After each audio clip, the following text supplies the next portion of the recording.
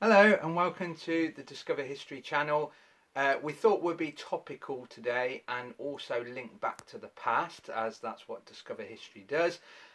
So what I've done is brought in from our store the props that we use when we do about 1940s food and in particular rationing. So on the table here, I will hold them up, is what one family or one individual within a family was allowed in 1940. Rationing is not a new thing for Britain. We had problems with food in the Great War that started in 1914. We had major problems by 1915, mainly because people were hoarding food, believe it or not. So by 1915, we had major problems. The Women's Institute was founded in Britain in 1915, even though it had started originally over in Canada prior to that, but it came to Britain in 1915 to aid food production, especially with allotment gardening, for example. There were major problems towards the end of the Great War, which did result in ration cards being handed out. They're the equivalent of the ration book in the Second World War. There was also attempts at rationing throughout the Great War called voluntary rationing, where people were meant to be keeping to a strict regime of not this much, not that much. It didn't really work, to be fair, which is why right at the end of the Great War rationing was introduced. But sadly, we didn't learn. After the Great War, we went back to making use of our empire. So we started importing tons and tons of food via the merchant shipping across the oceans. So this is an example of one of those imports. This is Canadian Beauty, kidney beans in a tomato sauce, but we were also importing tons and tons of grain, which was mainly used for our staples such as bread and obviously beer. The problem is, because we're an island, Germany knew that. One of the first things they instructed their troops to do was to cut off Britain from its empire. So by 1939, by 1940 especially, shipping was having a hard time. U-boats, aircraft, sea mines, even fast attack ships, for example, were starting to take out our merchant vessels. So we went back to having food problems. In 1939 and also into 1940, people also stockpiled food. We must stop stockpiling stuff. That is what causes the problem. It caused problems in 1914. It caused problems in 1939, 1940. So our government, by the start of 1940, introduced rationing. And at first, all the different businesses had to fill in these. These were certificates that they had to have, and it was food control. This one is for a shop in Birmingham, and it highlighted the only things that they were allowed to sell. There was a huge amount of black marketeering going on, and shops could be fined if they were selling things that was not on their official list. But if you were going shopping during the Second World War, as they had introduced at the end of the Great War, you had to have a ration card, which was basically being known as a ration book by the Second World War. It seemed to be the more common name for it. A ration book has a number of coupons for the staple foods in our diet. So bacon and ham, sugar, butter, that sort of thing. So if you went shopping, you had to go with your ration book. Every individual had a ration book. The brown ones were generally for adult use. They did introduce, for example, a green one for juniors as the war went on. And we have got a week's ration for one person in a household. So obviously if there was 5 people in the household, times it by 5. So if we start with sugar, which has always been a big thing for British people, especially in their tea, you actually get £1 of sugar, which is here in its blue bag. Please, I do apologise, the bag has faded over time, but if you have a look, it's still quite dark blue where the fold is. So you have a huge amount of sugar, and most of the British people were adding that to obviously tea. We do like our tea, and we do like a lot of sugar in it.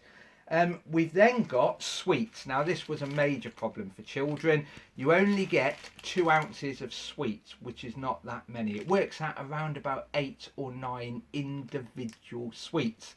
Sweets were one of the last things to come off the ration in the 1950s, and children absolutely celebrated by stuffing themselves with large amounts of sweets.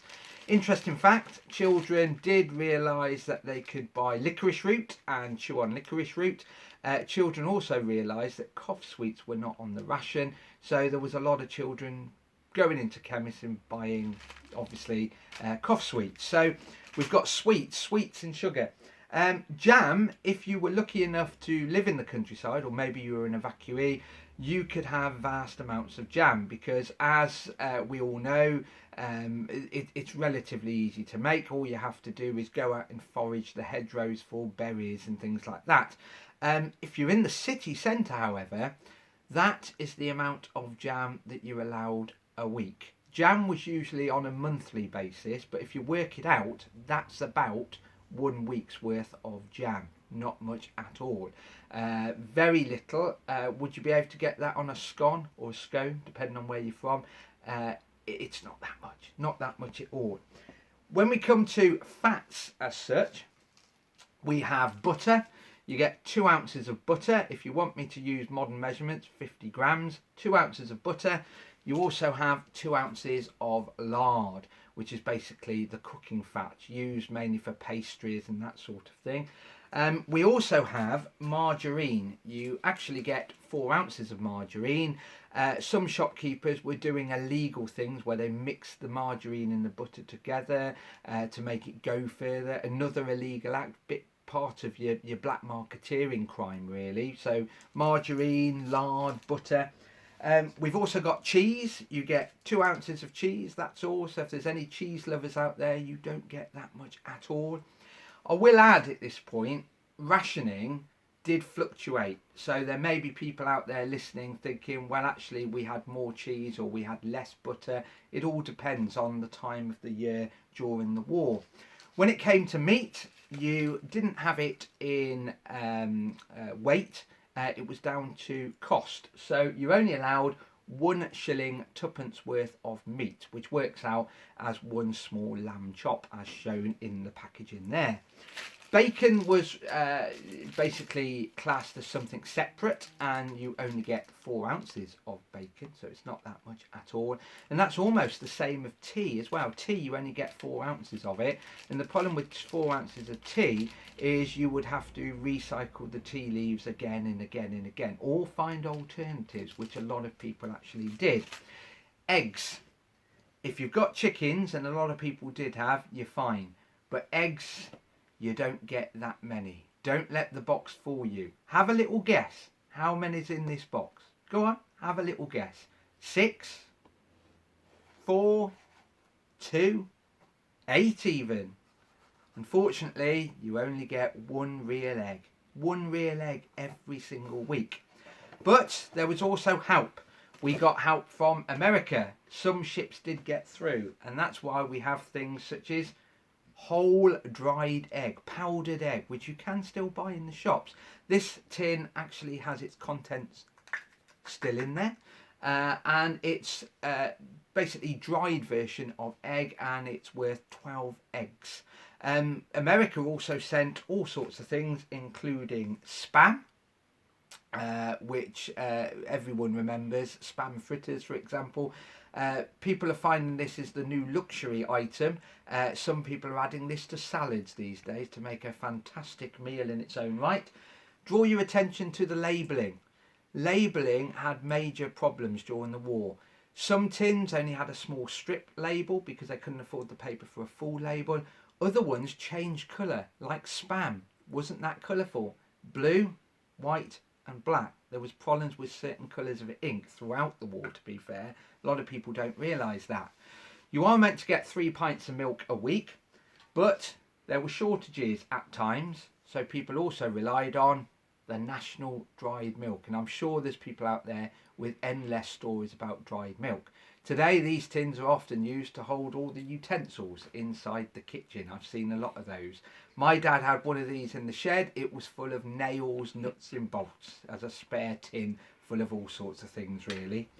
But because people had this rationing, they had to make do, and people did really well at making do.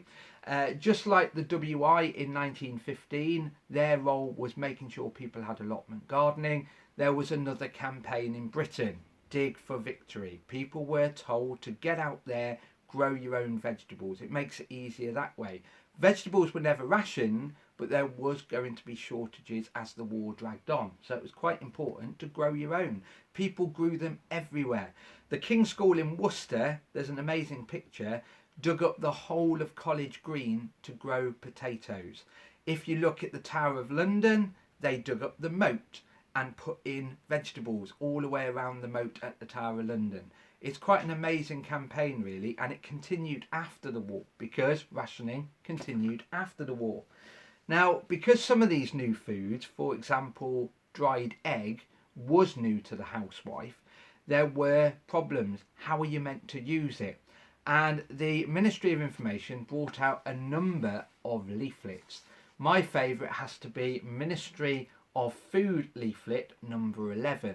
How do you use dried egg? One of the best uses of dried egg is you take some national loaf, the big dark heavy bread that was around during the war, cut it out to the shape of the white of an egg, pastry cut, remove the centre, put it into a pan, mix up your powdered egg, pour it into the middle where you've cut out, and you make mock fried egg. What an amazing thing. I have tried that, by the way. It is basically bread and powdered egg, but it does sort of look like a fried egg. Now, it's very important. If you have food, make sure you use it properly. People have been hoarding during this virus period, and the annoying thing is I bet most people are throwing away the fresh fruit and veg. During the war there was hoarding, as I mentioned, 1939-1940, even during the Great War, and therefore people were told, we want your kitchen waste, don't just throw it in the bin. During the war it could feed a pig. Anyway, these have been what people had to put up with in 1939, 1940, all the way up to 1945, and when it came to food, beyond. Hopefully this has given you a little insight, and hopefully you're not one of those hoarding food, or if you are hoarding food, please try and use it sensibly. Don't let it go to waste. This is what a person had during the war, rationing. What would you like to learn next? Maybe you would like to have some tips on cooking. Would you like a lesson where we teach you how to cook?